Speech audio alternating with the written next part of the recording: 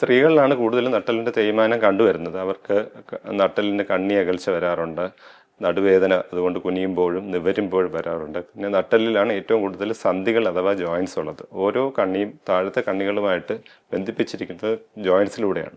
നമുക്ക് 2 കാൽമുട്ടേ ഉള്ളൂ, പക്ഷെ നമുക്ക് ഒരുപാട് നട്ടെല്ലിൽ കണ്ണികളുണ്ട്. ഓരോ കണ്ണിയും മുകളിലും താഴെയുള്ള കണ്ണികൾ ശൃംഖല പോലെ, ഒരു ചങ്ങല പോലെയാണ് കണക്ട് ചെയ്തിരിക്കുന്നത്. അപ്പോൾ അവിടെ ഉണ്ടാകുന്ന തേയ്മാനം കാരണം ഒരുപാട് പേർക്ക് നടുവേദന വരുന്നുണ്ട്. അപ്പോൾ എല്ലാം ഡിസ്ക് തന്നെ തേയണമെന്നില്ല. ഇത്തരം സന്ധിക്കും ജോയിൻസിനും ഒക്കെ തേയ്മാനം വന്നിട്ടും നടുവേദന വരുന്നുണ്ട്. പിന്നെ കൂടാതെ ഡിസ്ക് ജന്യമായിട്ടുള്ള ഡിസ്കിന് തേയ്മാനം വന്നിട്ട് അത് ഞരമ്പിലോട്ട് പ്രസ് ചെയ്തിട്ടുള്ള കാല് വേദന, നടക്കുമ്പോൾ പഴയ പോലെ നടക്കാൻ പറ്റുന്നില്ല, നിന്ന് അധികം സമയം ജോലി ചെയ്യാൻ പറ്റുന്നില്ല. ഇപ്പോൾ അടുക്കളയിലൊക്കെ നിന്ന് ജോലി ചെയ്യുമ്പോൾ അവർക്ക് കുറച്ച് കഴിയുമ്പോൾ ഇരിക്കണമെന്ന് തോന്നും. അപ്പോൾ അവരൊരു കസേരയിട്ട് അവിടെ ഇരിക്കും. അപ്പോൾ ഇത് സൂചിപ്പിക്കുന്നത് കാലിലോട്ട് പോകുന്ന ഞരമ്പിന് ഊർജ്ജം ലഭിക്കുന്നില്ല, അവിടെ കുറച്ച് ബ്ലോക്ക് ആയിട്ടുണ്ട് എന്നാണ്.